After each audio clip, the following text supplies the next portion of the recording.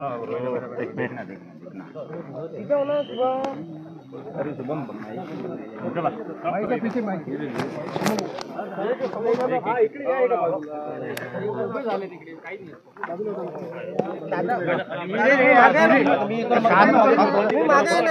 अरे दोन मिनिट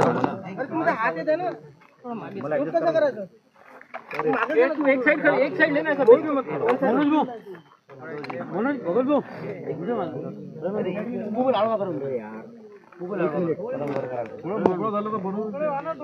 में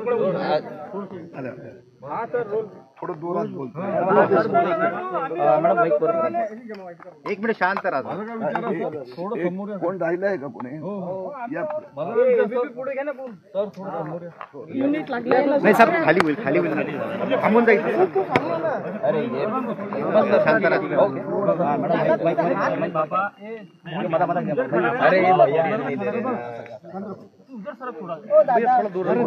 हे मागे सर माईक थोडे मागे करा अंजनगाव सुरजी येथे मोठ्या प्रमाणात बोगस कागदपत्र फर्जी डॉक्युमेंट बेनामी लोकांचे अर्ज इथल्या तहसीलदार कार्यालयाने 1484 पैकी 0 अर्ज फेटाळले 585 ना सर्टिफिकेट दिले आणि 900 ना देण्याची प्रक्रिया पूर्ण केली। या संबंधी 100 पुरावे मी आज अंजनगाव पोलीस स्टेशन येथे सुपूर्द केले, माझी तक्रार दिली आहे। मला आशा आहे की याच्यावर FIR गुन्हा दाखल होणार। ज्या 100 लोकांनी जे बांगलादेशी आहे, मी पुन्हा एकदा म्हणतो बांगलादेशी आहेत, इथला मुस्लिम आहे त्याच्याकडे जन्म प्रमाणपत्र आहे, इथला हिंदूंकडे आहे, हे बाहेरून आलेले आहेत कारण त्यांच्या सोबत डॉक्युमेंटच नाहीये। आणि असे फर्जी एक उदाहरण देतो, एका उर्दू शाळेत लिव्हिंग सर्टिफिकेट TC जोडलाय, ज्याचं TC जोडलंय ना ते केव्हा देण्यात आलं, तारीख केव्हाची 2023 ची। त्याचं वय किती माहित आहे? 1932 मध्ये जन्म झाला, 1938 मध्ये शाळेत प्रवेश घेतला, 1939 मध्ये शाळा सोडली।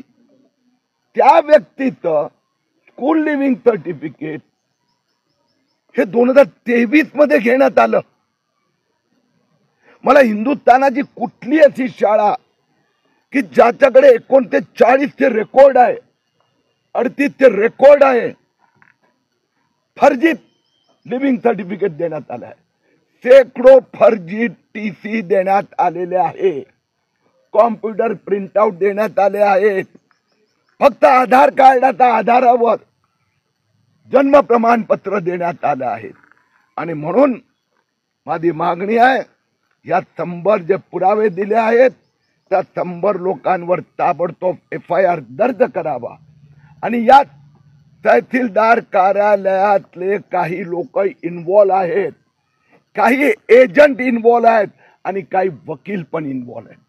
कारण की माहित असताना की व्यक्ती इथे नाही आहे, म्हणजे मी त्यांना 1 डझन असे अर्ज दिले आहेत की ती व्यक्ती तहसीलदारकडे कधी आलीच नाही, ती व्यक्ती अस्तित्वात आहे की नाही माहीतच नाही, त्यांनी अर्जही केला नाही, त्याच्यासाठी दुसरा कोणी अर्ज केला।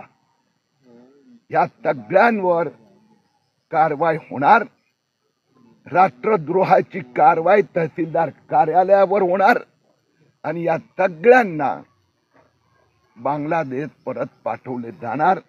हे 100 पुरावे मी दिले आहेत, पण सगळे 1484 अर्ज तपासावे अशी माझी मागणी आहे। या प्रकरणात समिती नेमण्याची चौकशी त्याचा अहवाल प्राप्त झाला। मी मुख्यमंत्र्यांशी काल बोललो आणि मी म्हणालो की या कलेक्टरची पण चौकशी झाली पाहिजे। कलेक्टरनी हे प्रकरण दाबण्याचा प्रयत्न केला। जो किरीट सोमय्या 100 प्रकरण देऊ शकतो तर कलेक्टर काय करत होते? आणि ही तहसीलदारला जबाबदारी कलेक्टरनी दिलेली आहे। आणि असा प्रकार जो एकदम खुल्लेआम देशद्रोह, तर कलेक्टर भले गोड बोलत असणार, पण त्याला पण दाब द्यावं लागणार. त्याला कमिटीने काय केलं आतापर्यंत? काही केलेलं नाहीये. समितीचे अध्यक्ष साहेब एसडी साहेब होते ना. जे कोणी असेल त्यांनी दाब द्यावा लागणार. सर, प्रकरण अचलपूर अमरावती किंवा जिल्ह्यात कुठे कुठे असू शकतं आपलं? महाराष्ट्रात वास्तविकरित्या हे अधिकार तहसीलदारला नोव्हेंबर 2023 मध्ये देण्यात आले. 2024 पासून तहसीलदारनी या कामाची सुरुवात केली. हा संबंध महाराष्ट्रात प्लान केलेला घोटाळा आहे.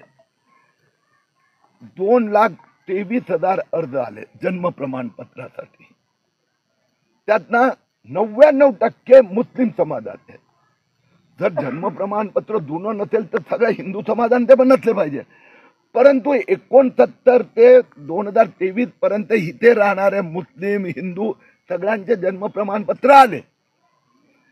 हे जे 54 असे शहर आहेत की जिथे 1000 ते 5000 प्रमाणपत्राचे अर्ज आले, दिले गेले, त्यातनं 52 हे फक्त मराठवाडा आणि विदर्भात आहे. विदर्भात अकोला, यवतमाळ, अमरावती येथे मोठ्या प्रमाणात 15,000 अकोलामध्ये, 15,000 अमरावतीमध्ये प्रमाणपत्र देण्यात आले.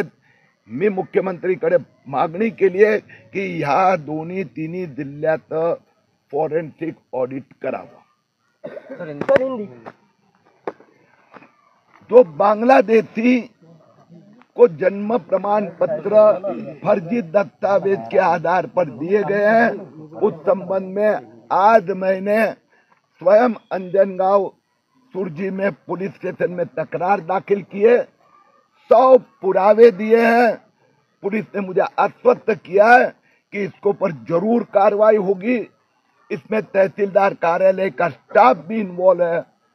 कुछ तो ऐसे जन्म प्रमाण पत्र दिए गए कि जिस व्यक्ति ने एप्लीकेशन भी नहीं किए, जो व्यक्ति कभी आया भी नहीं, उसका फोटो भी नहीं है, ऐसे बेनामी व्यक्तियों के भी जन्म प्रमाण पत्र निकले. मुख्यमंत्री जी ने मुझे आश्वस्त किया है कि महाराष्ट्र में ये जो 2,23,000 एप्लीकेशन आई है, 79,000 को स्टे दिया गया है. 1,23,000 जो एप्लीकेशन दिए गए उन सबकी वापस जांच होगी. इसमें जो भी दोषी पाए जाएंगे उन सब पे कार्रवाई होगी. मालेगांव तहसीलदार कार्यालय के तहसीलदार, नायब तहसीलदार और 4 कर्मचारी को सस्पेंड किया गया है.